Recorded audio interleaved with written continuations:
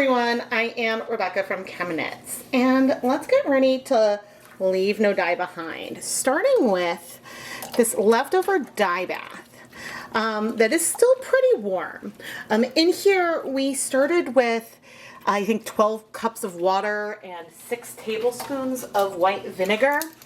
And you can see that we do have some very pastel neon yellow green in here. That's fine. We will be adding some of those colors onto the yarn because today we're going to do some scribble dyeing, doodle dyeing to use up some leftover dye stocks that I have on hand. And we're going to get started in just a minute.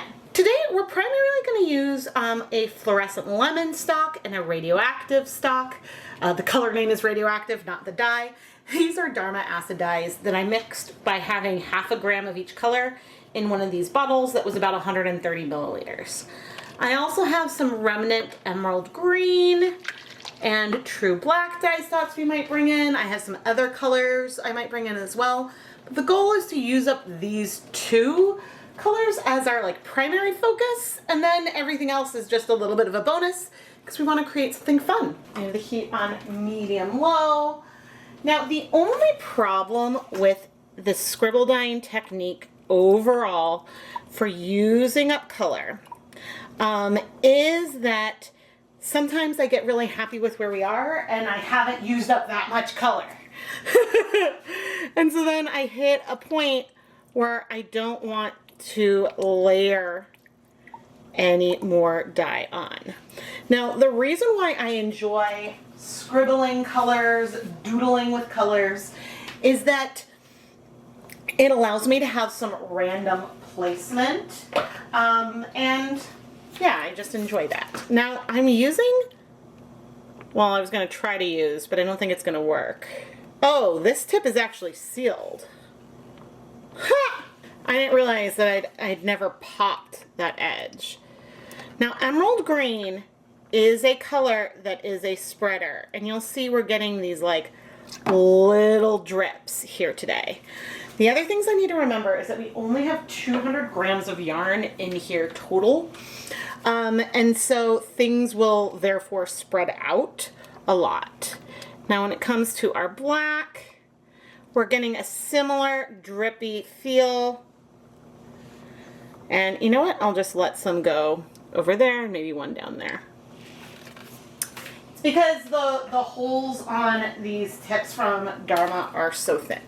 Now you can cut the tips to get more a more even flow, and there's even some horizontal ridges so that way you can cut them consistently. But hilariously, I guess I didn't realize how many of these I've never used as squirt bottles because I had clearly never bothered to do that. I think that this palette is a lot of fun. Those other bottles are giving more of a splatter guide, but I'm enjoying it. And I think we have a decent water to yarn ratio.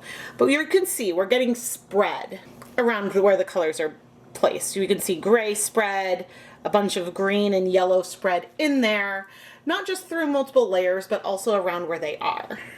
You could barely even tell I did hearts here. If we had less water in here, the colors would stay a little bit more put, but I don't mind the spread.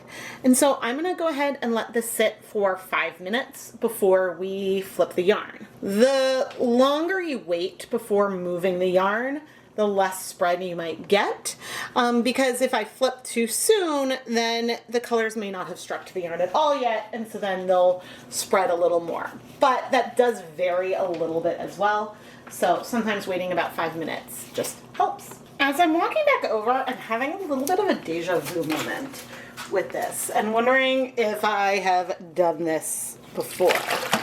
But as I flip the yarn over, I just want to show that we have a lot of color showing through on the other side, which is likely because of that water ratio I mentioned, but also because we only have 200 grams of yarn. And so this I'm going to need to keep in mind as we continue to add color. As we applied our dye onto this side, I wanted to remember that my goal is to try to use up the neon green and yellow dyes that I already had mixed. It'd be cool if I used up the green and the black, but I want the neons to really shine, so I want to use a little bit less of them. Now, happily, I did completely use up the radioactive dye stock that I had here. There's maybe like a tiny bit of pigment left in the bottle, but for all intents and purposes, it's done. I have a little bit more yellow that I can use after another flip. And for our emerald and true black, I just sort of let drips of the dye fall onto the yarn. Knowing that we already had some of the color and some of the coverage, I'd like to preserve some fluorescence if I can. And so I decided to lean into what my tools were giving me to create the color. When I flipped the yarn, the coverage was great, but I did open up the part of the yarn that might have been pushed together to use up the very last bit of our fluorescent lemon dye. And then I also added a hair more of our green, emerald green and black. But I'm really liking the way that these colors are spreading and binding to the yarn. But now all I want to do is wait 30 minutes from the last time I added dye. And so I'm not planning on moving the yarn at all. I will keep an eye on the water level, but I'll see you once that final timer goes off. It's been 30 minutes, and I am really happy that we see more green and more yellow sections. Some of that is from that emerald green. Some, though, is from our radioactive. Now, the blue pigment in radioactive is not fluorescent, so all the fluorescence is coming from the same thing.